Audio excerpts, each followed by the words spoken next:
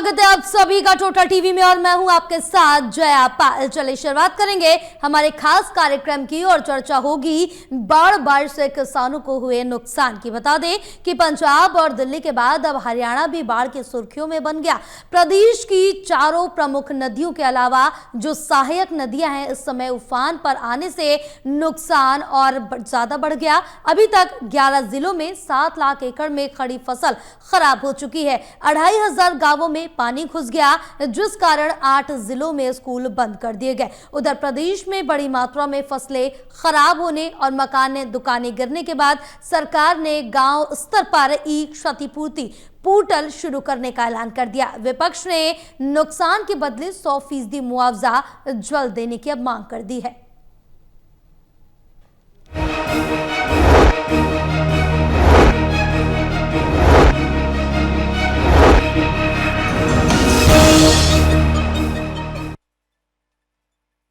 चर्चा की शुरुआत करेंगे, हमारे साथ खास मेहमान जुड़ चुके हैं, तारुफ करा देते हैं। सबसे पहले doctor Mahesh Kumar associate editor हैं हमारे साथ, देवेंद्र कथुरिया एसोसिएट एडिटर हमारे साथ जुड़े हुए हैं, वरिष्ठ पत्रकार वीरेंद्र सोनीचू हमारे साथ जुड़े हैं। आप तीनों का हमारे खास कार्यक्रम में बहुत स्वागत है। चर्चा करेंगे लेकिन उससे पहले दिखाएंगे एक रिपोर्ट। इस मॉनसून की झमाझम बारिश ने 5 नदियों के प्रदेश पंजाब को डुबोने के बाद देश की राजधानी दिल्ली को भी घेर लिया, तो अब हरियाणा में भी मुसीबतें बढ़ गई हैं। प्रदेश की चारों प्रमुख नदियां यमुना, घग्गर, मारकंडा और टांगरी के बाद सहायक नदियां भी उफान पर हैं। अभी तक प्रदेश के 11 जिलों में 7 लाख एकड़ फसल पानी में डूब चुकी है। करीब 2500 गाँव में पानी घुस गया है। 8 जिलों के स्कूल बंद कर दिए गए हैं, यानी बाढ़ की इमरजेंसी लागू। पानी बढ़ रहा है जी। पहले आया था पानी 3 फुट उतर गया था, अब बहुत ज्यादा बढ़ रहा है जी। उससे भी फुट 1.5 फुट ऊपर हो गया है। इसलिए ये बांध सारे जो है इनको खतरा हो गया है और गांव को भी खतरा है। ये मत सोचें कि ये टूट गया था और वो बड़े वाला बांध उसको भी पूरा खतरा हो जाएगा। मनोली के टोकी गांव में पहुंचे थे, जहां पर बाढ़ के पानी के द्वारा जीवन अस्त व्यस्त है। लोगों के मकानों के अंदर पानी भर चुका है और किसी भी वक्त मकानों के गिरने की दुर्घटना यहां पर हो सकती है। हमारी घर की तरफ पानी अंदर तक आ चुका है। कई घरों के अंदर तो इतना है कि सामान भी खाने पीने वाला, सोने वाला ऊपर रखा है था। ठीक है, ये पानी अनाज मंडी, नई अनाज मंडी के आगे से आ रहा है, गसोला रामनगर रोड में आ चुका है। वो हमारी तरफ पानी नहीं छोड़ोगे। गौरतलब है कि बाढ़ की गंभीर स्थिति, उफनती नदियों और भारी नुकसान के बाद प्रदेश सरकार ने गांव स्तर पर क्षतिपूर्ति पोर्टल शुरू करने का फैसला लिया है। अभी तक 1,15,000 से ज्यादा किसानों और ग्रामीणों ने नुकसान की पूर्ति के लिए अपनी शिकायतें दर्ज करा दी हैं। बल्कि सब जगह पानी का, आपके बरसात का बड़ा प्रकोप है। इतनी बरसात हो रही है जिससे काफी इससे नुकसान हो रहा है। खेतों फसलों का नुकसान इसमें होता नजर आ रहा है। और ये जमुना के जो किनारे जो मेरे 10-12 गांव लगते हैं, तो इसमें तो जैसे अभी इस गांव के जो हैं 85 के लगभग जो खेत थे, जिनमें तिल वगैरह, गन्ना भी हो सकता है, धान था, सारा वो कटाव में चला गया। ये जी नैसी गांव है, मैं यहीं से जुझार सिंह नंबरदार हूँ। ये पहले तो थोड़े टाइम पहले टूटा था, इसी समय में ये टूटा है। जीरी की फसल में ही, जब जीरी हमने लगाई थी तभी टूट गया था। उसके बाद फिर एक बार फिर टूटा 22 तारीख को, और अब फिर ये टूटा। ये तीसरी बार टूट गया ये, और 2-3 जगह से ये टूटा है। अब उधर विपक्ष ने मांग की है कि सरकार जल्द से जल्द प्रभावित किसानों और ग्रामीणों को बर्बाद हुई फसल और मकान दुकान गिरने का 100% मुआवजा अदा करे। कहते हैं ना, कई बार मुसीबत आती है तो चारों ओर से आती है। Haryana bureau, total news.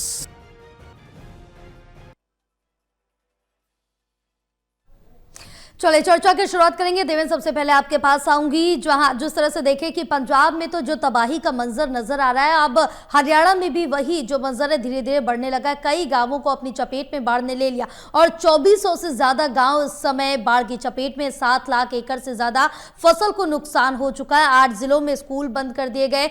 जो नदियां हैं, 4 नदियों की अगर बात करें तो वो इस समय ओवरफ्लो हो रही है हरियाणा के अंदर। लेकिन इन सबके मद्देनजर रखते हुए क्या कुछ व्यवस्थाएं की जा रही है इससे निपटने के लिए और क्या कुछ इंतजाम किए जा रहे हैं, और इस बर्बादी के बाद सरकार का क्या कुछ स्टैंड है?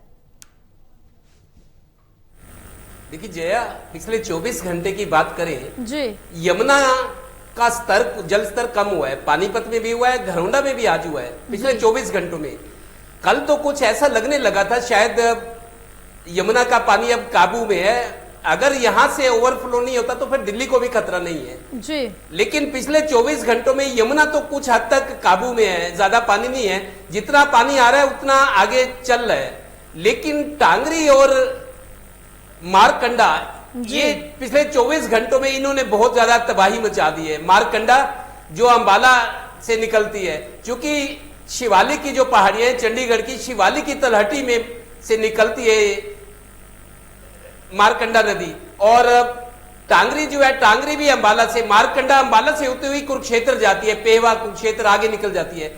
और जो टांगरी है ये अंबाला से है, अंबाला, ये दो नदियां निकलती है अंबाला से, जो कि चंडीगढ़ के जो पहाड़ हैं, पंचकुला के हैं, उसकी तलहटी से नदियां निकलती है। पिछले 24 घंटों में ये 2 दिनों से शांत थी, 2-3 दिन से हमें दिखा भी रहे थे, लेकिन पिछले 24 घंटों में इनमें पानी ज्यादा आ गया है। और यमुना में जहां तक बात है, यमुना में कल फिर 1,38,000 क्यूसेक छोड़ा गया था। यमुना में अभी भी पानीपत में थोड़ा सा 10-20 सेंटीमीटर कम हुआ है, मतलब जितना था उससे ज्यादा बड़ा तो नहीं, लेकिन कुछ कम हुआ है। घरौंडा में भी हुआ है। सोनीपत जो पानी देखिए करनाल से आता है, यमुनानगर से आता है, वो करनाल आता है, करनाल से पानीपत, पानीपत से सोनीपत, सोनीपत में दिल्ली होते हुए फरीदाबाद और पलवल जाता है। लेकिन जो बाढ़ दिल्ली में आई है वो पानी था जो जब पानी यमुना में ज्यादा था, वो ओवरफ्लो हुआ है दिल्ली में जाके, चाहे सिविल सचिवालय हो या कुछ और एरियाज है। लेकिन अभी यमुना अभी भी खतरे के निशान पर है, लेकिन खतरे के निशान से ऊपर या तबाही मचाने की स्थिति में अभी नहीं है। लेकिन मारकंडा और टांगरी नदियां, वहां पानी बढ़ गया है, जिसका नुकसान कुरुक्षेत्र में हुआ, कैथल में हुआ है, आगे फतेहाबाद, सिरसा जो उस जिलों में जाती हैं। तो कुल मिलाकर आज जो नुकसान है वो ज्यादा बड़ा है। करीब 2,500 गांव जो हैं वो बाढ़ से प्रभावित है। पानी आया है, कहीं थोड़ा, कहीं कम, कहीं फसलें भी डूबी है। 7 लाख एकड़ फसल जो हम परसों दिखा रहे थे, मेरे को याद है 2.5 लाख के आसपास था, लेकिन अब 2 दिनों में 7 लाख एकड़ में फसलों में पानी आ गया है। धान की फसल जहां जहां है, धान की फसल के जो पौधे हैं जिनमें बालियां होती है, दाने निकलते हैं, अगर वो पौधे पानी में डूब गए तो समझो धान की फसल खराब। अगर पानी से ऊपर वो पौधे हैं जो उनके जिनमें बालियां होती हैं, इनको बालियां कहते हैं, जिनमें धान के दाने होते हैं, तो वो बच सकते हैं। गन्ने को फिलहाल ज्यादा नुकसान नहीं है, लेकिन नुकसान तो है। गन्ना थोड़ा सा सरवाइव कर सकता है अगले 15 दिन तक, भले ही पानी खड़ा रहे। और सब्जियां तो बिल्कुल बर्बाद हो गई। करनाल की बात करें, पानीपत की करें, सोनीपत की करें, क्योंकि यहाँ जितनी सब्जियां हैं दिल्ली तक जाती हैं, दिल्ली की आजादपुर मंडी में, फिर मंडी से वो घरों में जाती हैं। तो करनाल, पानीपत, सोनीपत में बहुत सारे किसान सब्जियों की खेती करते हैं, उनका परिवार का गुजारा ही सब्जियों से। लेकिन सब्जी की फसलें तो डूब गई, खासतौर पर जो बेल वाली सब्जियां हैं, तो सब्जी उत्पादकों को काफी नुकसान हुआ है। धान और गन्ने वाले थोड़ी सी उम्मीद कर सकते, कहीं कहीं उनका बचाव हो जाएगा। आज विपक्ष ने मांग कर दी है कि जहां जहां जिसका नुकसान हुआ है, चाहे वो किसान है, चाहे ग्रामीण है, चाहे वो खेती मजदूर है जिनके घर ढह गए, दुकानें ढह गई हैं, और नुकसान हुआ है, पानी में अनाज भीग गया, तो विपक्ष मांग करे इनको 100% मुआवजा सरकार जल्दी से जल्दी दे। आज एक कृष्ण बेदी पानीपत आए थे डिस्ट्रिक्ट ग्रीवेंस कमेटी में, उन्होंने एक नई बात ये बताई कि पहले जो था ई क्षतिपूर्ति पोर्टल था वो जिला स्तर पे था, लेकिन उसको अब गांव स्तर पर ला रहे हैं। हर गांव में, क्योंकि गांव में ज्यादा तबाही है, तो हर गांव के लिए अलग पोर्टल बना रहे हैं जिले के हिसाब से कि लोग अपनी शिकायत दर्ज कराएं। ये जरूर है कि उसका अनुमान लगाया जाएगा, जो जितना नुकसान का दावा कराए, गिरदावरी होगी, पटवारी वो काम है, तहसीलदारों का, राजस्व अधिकारियों का। उन्होंने ये जरूर कहा है कि क्योंकि किसान मुसीबत में है, ग्रामीण जिनका नुकसान हुआ है, उनको जल्द से जल्द मुआवजा सरकार देगी, वो तसल्ली रखे। बिल्कुल, क्योंकि नुकसान किसानों का इस समय भारी हो रहा है, जिस तरह से फसलें बर्बाद हो रही। महेश, लगातार सरकार पल पल की निगरानी रख रही है, नजर बनाए हुए है, और सरकार की तरफ से भी मुआवजे का ऐलान कर दिया गया। बहरहाल हरियाणा के पूर्व मुख्यमंत्री भूपेंद्र सिंह हुड्डा ने भी बाढ़ से प्रभावित लोगों के लिए विशेष गिरदावरी और मुआवजे की मांग कर दी है। देखिए, विशेष गिरदावरी और मुआवजे की मांग तो विपक्ष की तरफ से की जानी लाजमी है, क्योंकि नुकसान काफ़ी ज़्यादा हुआ है, और ये मांग लोगों की तरफ से भी सामने रखी गई है, क्योंकि बर्बादी हर तरफ देखने को मिल रही है। अब कई 100 एकड़ में एक एक ज़िले के अंदर जो बर्बादी है वो देखी जा सकती है। तो पूरे हरियाणा प्रदेश की अगर नुकसान का आकलन करें तो लाखों एकड़ ज़मीन जो है वो कई फुट पानी के नीचे इस वक्त बनी हुई है, जिसकी वजह से तमाम फसलें, उसमें धान की फसल भी अब शामिल हो चुकी है, क्योंकि कई कई फुट पानी खड़े रहने की वजह से धान की फसल भी अमूमन ज़्यादातर जगहों पर जहाँ भी बाढ़ग्रस्त इलाके देखने को मिल रहे थे वहाँ अब धान की फसल के बचने की संभावना भी काफ़ी कम इस वक्त नज़र आ रही है। उससे भी बड़ी चिंता क्या है? उससे भी बड़ी चिंता ये इस वक्त बनी हुई है कि बारिश लगातार बढ़ती हुई नज़र आ रही है। बारिश का सिलसिला अगर थम जाए तो फिर पीछे से जो पहाड़ों से पानी बड़ी तादाद में बड़े लेवल पर जो सामने आता नज़र आ रहा है, जो तटबंध तोड़ रही हैं नहरें, नदियाँ, डिस्ट्रीब्यूटरी जो तटबंध तोड़ती हुई नज़र आ रही हैं, वो हालात किसी हद तक संभाले जा सकते हैं, लेकिन हालात बेकाबू तब हो रहे हैं कि बारिश लगातार बनी हुई है। इस वक्त भी हिसार में भारी बारिश हुई है और कल के दिन भी भारी बारिश दर्ज की गई थी। भारी बारिश का जो सिलसिला है वो लगातार चलता हुआ नजर आ रहा है, जिसकी वजह से ज़मीन के पानी पीने की संभावनाएं ना के बराबर इस वक्त हो चुकी हैं। पहले से ज़्यादातर जो बाढ़ग्रस्त इलाके थे वो सेमग्रस्त इलाके भी कहे जा सकते हैं, तो ज़मीन पानी नहीं पी रही थी और अब चूंकि लगातार बारिश भी चल रही है तो ऐसे में पानी का जो स्तर है वो घटने की संभावनाएं फिर से खत्म होती हुई नजर आ रही है। और एक बार फिर से कहा जा सकता है कि जो पंजाब के हालात हैं, अगर अगले 2 दिनों तक इसी तरीके से बारिश बढ़ती हुई नजर आई तो ऐसे में हरियाणा के हालात भी फिर खराब हो सकते हैं। लेकिन अभी तक का हालात जो है काबू में है, नुकसान हुआ इस बात से इनकार नहीं किया जा सकता, लेकिन आबादी को जो नुकसान है, जो कहा जा सकता है आबादी वाले क्षेत्र हैं, उनमें उतना नुकसान नहीं है जितना कि पंजाब में देखने को मिल रहा है। लेकिन खेती को काफ़ी बड़ी तादाद में, काफ़ी बड़े पैमाने पर नुकसान हुआ है और उसी को लेकर क्षतिपूर्ति पोर्टल यहाँ पर खोले गए हैं। अभी डॉक्टर अजय सिंह चौटाला जननायक जनता पार्टी के राष्ट्रीय अध्यक्ष हैं, वो हिसार में थे, तमाम अलग अलग गाँवों का दौरा उन्होंने किया, एक अलग तरह का बयान उनकी तरफ से दिया गया। वो कह रहे हैं कि सरकारें सिर्फ बयान देने में लगी हुई हैं, कोशिश अगर कोई कर रहा है तो वहाँ गांव के रहने वाले लोग कर रहे हैं, अपने स्तर पर जेसीबी लगा रहे हैं, अपने स्तर पर ट्रैक्टर ट्रालियों से हालात को काबू पाने की वो कोशिश कर रहे हैं। सरकार की तरफ से सिर्फ और सिर्फ बयानबाजी की जा रही है। बिल्कुल, बयानबाजी साफ तौर से देखने को मिल रही है, क्योंकि विपक्ष भी इस बीच चूक नहीं रहा है। जो तमाम निशाने वो सरकार पर साध रहा है, क्योंकि जो स्थिति है वह इस समय हरियाणा में भी गंभीर बना हुआ है और आने वाले समय में अगर यहाँ पर इसी तरह से बारिश होती रही तो स्थिति और जटिल हो सकती है। वीरेंद्र जी, जिस तरह से देखें कि भारी बारिश हो रही है और आने वाले समय में मौसम विभाग की तरफ से भारी बारिश का अलर्ट भी जारी कर दिया गया। अब किसानों की फसलें पूरी तरह से बर्बाद हो चुकी हैं काफ़ी हद तक, जिससे किसान परेशान है, चिंतित है। आने वाले जो समय है उसमें सब्जियां और तमाम जो चीजें वो महंगी होती भी नजर आएगी, जिसका असर किसानों पर भी और आम जनता पर भी पड़ेगा। देखिए, ये असर पड़ना तो स्वाभाविक है जी। अब जो वर्तमान फसल तो खराब हुई है और आने वाली फसल पर भी संकट के बादल हैं। वो फसल हो पाएगी या नहीं हो पाएगी, और अभी स्थिति सामान्य होने में भी काफी समय लगेगा। अब ठीक है कि इस तरह अब ये समय दोषारोपण का तो नहीं है, लेकिन एक बात बड़ी स्पष्ट है कि हमने अगर पहले से तैयारी की होती, अगर सतर्क रहा गए होते तो ये स्थिति से कुछ ना कुछ बचाव हो सकता था। देखिए, अब भाखड़ा बांध और पोंग डैम से जो पानी आया है, देखिए 2023 की तुलना में 20% पानी ज्यादा आया है भाखड़ा में। तो अगर ये पानी छोड़ा जाता है तो राज्य सरकारों की सहमति से छोड़ा जाता है और पानी छोड़े जाना भी बड़ा अनिवार्य था। अब ये प्रश्न भी उठता है कि जब हरियाणा पानी मांग रहा था तो पंजाब हरियाणा को पानी देने को तैयार नहीं होता। अगर वो उस समय हरियाणा को पानी दे दिया होता तो कुछ स्थिति में सुधार होता, आज मतलब ऐसी भयावह स्थिति ना होती पंजाब में। लेकिन ये सब कहने की बातें। देखिए, पानी जो है 20% ज्यादा है, जो कल्पना से भी ज्यादा है। ऐसा पानी कभी आया नहीं है। तो जो पानी का जमाव हो गया था तो उसको छोड़ना बहुत जरूरी था। तो उसके लिए राज्य सरकारें भी कितनी तैयार थी और इसका असर कहां तक आया। हरियाणा की तो बात ही छोड़िए, दिल्ली तक का असर आया। और ये असर जो है, ये पहले से कल्पना थी कि ये इलाके जो है डूबते हैं, तो ऐसे में तैयारी कितनी थी। इस तैयारी पर प्रश्न उठ रहे हैं, विपक्ष भी अपनी बात कर रहा है। लेकिन इस समय समस्या ये है कि ये राहत और बचाव कार्यों की है। राजनीति के लिए तो बड़ा समय पड़ा है। पंजाब और हरियाणा हाई कोर्ट ने भी आज एक बाढ़ की जो संबंधी याचिका थी इसलिए खारिज कर दी क्योंकि अधिकारियों को एफिडेविट तैयार करना पड़ेगा। अधिकारी फील्ड में, उनकी पूरी ऊर्जा एफिडेविट तैयार करने में लग जाएगी, इसलिए हाई कोर्ट ने वो याचिका खारिज कर दी। सही निर्णय है, क्योंकि इस समय जो आवश्यकता है वो राहत और बचाव कार्य की है। और राहत और बचाव कार्य में देखिए लोग अपने ढंग से योगदान कर रहे हैं, सरकारें भी कर रही हैं, लेकिन अभी तक इस समस्या का कोई तुरंत हल नहीं होगा। ये समस्या आगे, इसके परिणाम, गंभीर परिणाम आगे चलकर आएंगे जी। और इसके अलावा देखिए बीमारियां भी फैलने का आशंका है और उस दृष्टि से भी तैयारी करने की आवश्यकता है। स्वास्थ्य विभाग को भी सतर्क रहना होगा। और इसके अलावा देखिए पंजाब और हरियाणा जो उनके जो संबंध थे, देखिए हरियाणा ने मदद की है, दूसरी सरकारें भी कर रही हैं, प्रधानमंत्री से भी मदद की मांग की गई है और देखिए मदद तो होगी, लेकिन क्या सरकारी मदद से जो उनके जख्म है वो भरे जाएंगे? इतना फसल को नुकसान हुआ है और उसके अलावा अब किसानों के आगे जो है उनके भविष्य का सवाल भी है जी। तो ये सब बातें चिंता करने की है और इस समय राजनीति करने का समय नहीं है।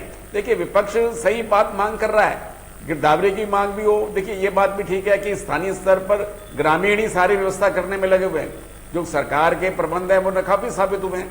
अगर सरकार के प्रबंध कारगर होते, चाहे पंजाब हो, हरियाणा हो, दिल्ली हो, तो ये स्थिति नहीं होती, इतनी गंभीर ना होती, कम से कम इस पर तो कुछ ना कुछ अंकुश लगता।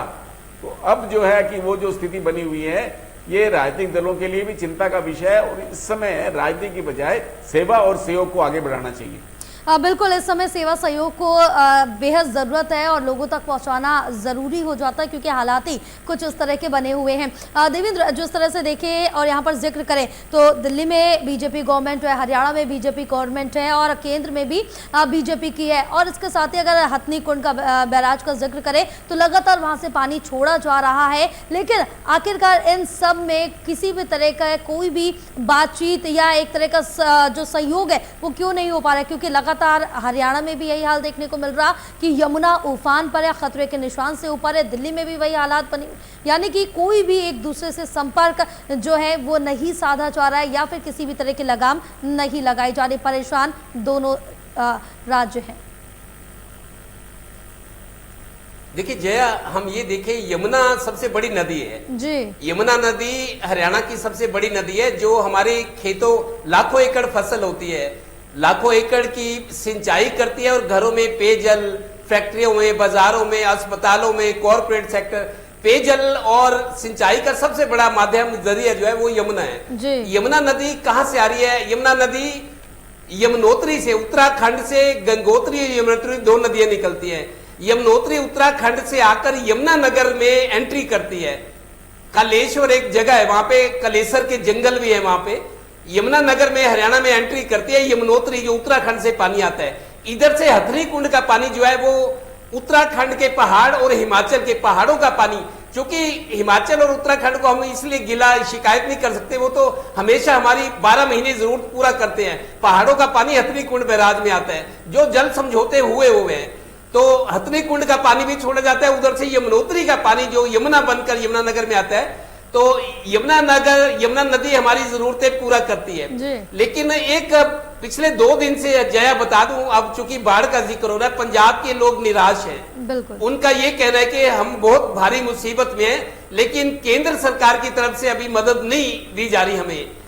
लेकिन उन्होंने ये कहा है कि थोड़ा सा उन्होंने हरियाणा वालों से मदद मांगी है। हरियाणा से पानीपत, कुरुक्षेत्र, हरियाणा के शहरों से बड़ी संख्या में आटा, दालें, घी, दवाइयां, ब्रेड, बहुत चीजें भेजी जा रही है। आज पानीपत में भी सोशल मीडिया पे बहुत सारा है कि किसी को पंजाब के बाढ़ पीड़ितों के लिए कुछ भेजना है तो फलान जगह पे जमा करा दी। तो पंजाब सरकार केंद्र सरकार से कुछ नहीं बोली, लेकिन हरियाणा वालों के पास लोगों के पास मैसेज आ रहे हैं कि आप हमारी मदद कीजिए, पंजाब बहुत मुसीबत में। और वैसे हरियाणा का बड़ा भाई है पंजाब हमारी जरूरतें भी पूरी करता रहा है।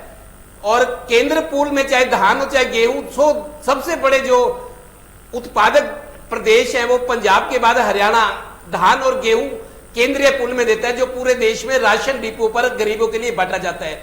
तो पंजाब के अंदर से ये आवाज आ रही है कि हमारी सुध कोई नहीं ले रहा, तो उन्होंने हरियाणा वालों से मदद मांगी और पिछले 2 दिन से हरियाणा में बड़े स्तर पर सामग्री इकट्ठी की जा रही है, पंजाब में भेजी जाएगी जी। तो देखिए, बीजेपी की सरकार ठीक है केंद्र में, यूपी में, हरियाणा में, दिल्ली में, लेकिन पंजाब को लगता है कुछ महसूस किया जा रहा है कि पंजाब को अकेला छोड़ दिया गया है। वो बोलना नहीं चाहते, लेकिन लोग समझ रहे हैं, क्योंकि पंजाब के बहुत सारे लोग हैं, उनकी रिश्तेदारी है हरियाणा में, बेटियां ब्याही हुई हैं, उनकी बहुएं वहां से, तो हरियाणा से मदद पंजाब को जा रही है। और ये बात मैं इसलिए कह रहा हूं कि केंद्र सरकार को थोड़ा पंजाब की तरफ ध्यान देना चाहिए। पंजाब में बहुत ज्यादा नुकसान हो रहा है और वो लोग अपने साधनों से अपनी तरफ से जो कुछ कर पा रहे हैं और हरियाणा से मदद जा रही है, तो केंद्र सरकार को भी पंजाब की मदद करनी चाहिए। बीजेपी सरकारों की तो मदद हो रही है। बिल्कुल, क्योंकि मदद ज़रूर पहुंचनी चाहिए इस समय, और कहीं ना कहीं ज़ोरों शोरों से पहुंचनी चाहिए, क्योंकि किसानों का इस समय काफ़ी नुकसान है और वहां पर जो लोग रह रहे हैं, आम जनता, काफ़ी उनकी फसलों को नुकसान पहुंच रहा है। बहरहाल महेश, जिस तरह से देखें कि जो राहत सामग्री है केंद्र से, राज्य से, सभी जगह से पहुंचनी चाहिए, इंसानियत के नाते, फर्ज के नाते, क्योंकि अब विपक्ष की तरफ से हुड्डा ने साफ तौर से कहा है कि प्रदेश और केंद्र सरकार सक्रिय होकर बाढ़ प्रभावित स्थानों पर राहत कार्य शुरू कराए, और जो राहत कार्य कराए भी जा रहे हैं वो नाकाफी, जिसके चलते जल भराव लगातार बढ़ता जा रहा, यानी कि जो कार्य कराए जा रहे हैं उनको किसी भी तरह से माना नहीं जा रहा, यानी कि वो किसी भी काम के नहीं है। देखिए, मुझे लगता है कि सियासत यहाँ पर हावी है। अगर हरियाणा की बात की जाए तो यकीनन ये बात कही जा सकती है कि पानी की हर बूंद के लिए पंजाब के लोगों ने, खासकर पंजाब की सरकार ने हरियाणा के लोगों को तरसाया था, लेकिन ये भाईचारे का रिश्ता है, ये अपनेपन का रिश्ता है, वो किसी मुसीबत के वक्त अलग नहीं हो सकते हैं। और हरियाणा के लोग इस बात को बखूबी समझते हैं कि पंजाब ये वही लोग हैं जिन्होंने किसान आंदोलन के दौरान जो है हरियाणा से पहुंचने वाली बड़ी तादाद में जो आबादी थी उसे भरपेट खाना खिलाने का काम किया था, और पंजाब के लोग कभी किसी को भूखा नहीं सोने देते हैं, ये उनके धर्म की बात है। लेकिन अब चूंकि उन पर संकट आया है तो हरियाणा के लोग इस बात को बखूबी समझ रहे हैं कि पंजाब का कोई भी बच्चा, पंजाब की कोई भी महिला, पंजाब का कोई भी युवा या बुजुर्ग भूखा नहीं सोना चाहिए। इस बात की तो गारंटी है कि हरियाणा के लोग पंजाब को भूखा नहीं सोने देंगे। लेकिन सियासत की मार जरूर पंजाब पर पड़ रही है, ये पूरा देश देख रहा है कि अगर ये बाढ़ कहीं बिहार में आती और फिर केंद्र की भूमिका क्या होती। अब चूंकि चुनाव पंजाब में से पहले बिहार में होते तो फिर एक अलग तरह का परिदृश्य वहां पर देखने को मिलता है। यकीनन ये बात कही जा सकती है कि किसान आंदोलन के दौरान जो पंजाब के लोगों की भूमिका थी, अब इस मुश्किल वक्त में इसकी सजा भी उन्हें भुगतनी पड़ रही है। केंद्र की जो भूमिका होनी चाहिए इस बाढ़ में राहत को लेकर, वो नहीं देखने को मिल रही है। और हरियाणा की तरफ से भी नायब सिंह सैनी ने एक चिट्ठी लिखकर छोड़ दी पंजाब के नाम, पंजाब के मुख्यमंत्री के नाम, और कहा कि अगर राहत चाहिए तो बता देना, जहां कहोगे वहां पहुंच जाएगी। कहने की जरूरत क्या है, मांगने के लिए क्या आपको ये लगता है कि पंजाब के मुख्यमंत्री झोली कर लें और फिर ये कहें कि हमारे पास खाने को नहीं है, हरियाणा के लोग उसे भेज दें, हरियाणा की सरकार उसे भेज दे। देखिए, हरियाणा में भी हालात खराब है, लेकिन उस कदर बदतर स्थिति नहीं है जितनी कि पंजाब में इस वक्त देखने को मिल रही है। मांगने की जरूरत नहीं होनी चाहिए। मुझे लगता है कि चाहे वो आर्थिक सहायता की बात है, चाहे वो खाद्यान्न भेजने की बात है, दूसरी जरूरी दवाइयां और चीजें भेजने की बात है, अगर कहीं संकट आया है तो ये एक राष्ट्र को एकजुटता में पिरोने की बात है। और ऐसे में नायब सिंह सैनी को चिट्ठी भेजकर बात को खत्म नहीं कर देना चाहिए। आप राहत सामग्री भेज दीजिए, वो लौटाएंगे थोड़े ही। तो ये कदम था जो उठाए जाने की जरूरत थी केंद्र की तरफ से भी और हरियाणा सरकार की तरफ से भी। आर्थिक मदद तुरंत पंजाब को दी जानी चाहिए थी। इसके अलावा जिस तरह की जरूरी सहायता उन्हें चाहिए वो भेज दी जानी चाहिए। झोली करने की जरूरत ना तो केंद्र के सामने पंजाब को है और ना ही हरियाणा की सरकार के सामने झोली करने की जरूरत यहाँ पर होनी चाहिए। देखिए, उनके सियासी हित टकराएंगे। आम आदमी पार्टी कभी नहीं चाहेगी कि उन्हें कुछ भी मांगने की जरूरत पड़े, लेकिन उनकी आबादी को आज जरूरत है, पंजाब के लोगों को आज जरूरत है। तो ऐसे में किसी सरकार का मुंह ताकने की जरूरत नहीं है, ये हरियाणा के लोग भी समझ रहे हैं। और जैसा कि देवेंद्र जी जानकारी भी दे रहे थे, और मैं अपने इलाके की बात करूं तो यहाँ पर भी हर तरफ जिक्र इस बात का चल रहा है कि पंजाब के भाई जो है वो मुश्किल में हैं, और इस मुश्किल हालात में हरियाणा के लोग पंजाब के हर परिवार का साथ देंगे ही।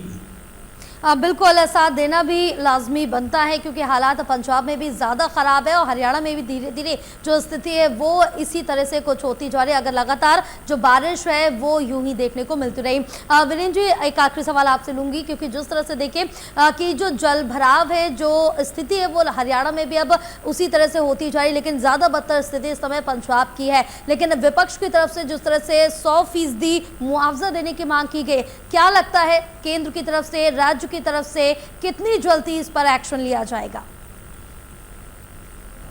देखिए, जो केंद्रीय कृषि मंत्री हैं शिवराज सिंह चौहान ने जो कल पंजाब का दौरा किया था, और अब भी वहाँ देखिए अध्ययन दल के लिए केंद्रीय दल भी जाएगा, वो नुकसान का जायजा लेगा। जी। केंद्र सरकार अपने स्तर पर ये किस्तों में ये राहत सामग्री जारी करती है, जो राहत राशि है वो जारी करती है। देखिए हरियाणा ने तत्काल 5 करोड़ रुपए जो है वो आरटीजीएस के माध्यम से मुख्यमंत्री राजपूत में दे दिए। और ये हरियाणा के जितने भी संगठन हैं, जो चाहे किसान संगठन है, चाहे दूसरे संगठन है, सेवा भावी जो संगठन हैं, वो हर तरह से अपनी राहत सामग्री पंजाब को दे रहे हैं, वहां जा रहे हैं। लेकिन ये सब अपर्याप्त है। लेकिन जो किसानों को जो नुकसान हुआ है, जो किसानों को दोबारा से खड़ा करने की आवश्यकता है, उनको आर्थिक रूप से सशक्त बनाने की आवश्यकता है, जो उनकी फसलों को नुकसान हुआ। और आगे के लिए भी ऐसे अभी तो इस बात का भी प्रबंध करना पड़ेगा कि आगे चलकर भी भविष्य में भी इन चीजों की पुनरावृत्ति ना हो। हमारे तटबंध भी बहुत कमजोर थे, ये खनन के कारण हुआ, अवैध खनन बहुत हो रहा है, तो इसके कई कारण है, इसकी भी जांच होनी चाहिए। ये होगा, आगे चलकर सिलसिला बढ़ेगा, लेकिन फिलहाल आवश्यकता तो मदद करने की है और इसमें केंद्र सरकार को भी पहल करनी चाहिए। बिल्कुल, क्योंकि यहाँ पर इंसानियत के नाते और लोगों की मदद के नाते आगे जरूर आना चाहिए, हर किसी को आना चाहिए, क्योंकि स्थिति लगातार पंजाब में काफी ज्यादा खराब हो रही है, हरियाणा में भी यहाँ पर काफी ज्यादा जो स्थिति है, जो फसलें हैं वो बर्बाद हो गई। बहरहाल आप तीनों का बहुत शुक्रिया पूरी चर्चा के लिए। और इस समय हरियाणा का भी कुछ यही हाल बना हुआ है, किसानों की लाखों एकड़ जो फसल है वो बर्बाद हो चुकी है, जलमग्न हो चुकी है। बहरहाल इस पर कितनी जल्दी केंद्र की तरफ से भी मदद आती है वो देखने वाली बात होगी। रुकेंगे एक छोटे से ब्रेक के लिए, ब्रेक के बाद जल्द हाजिर होंगे।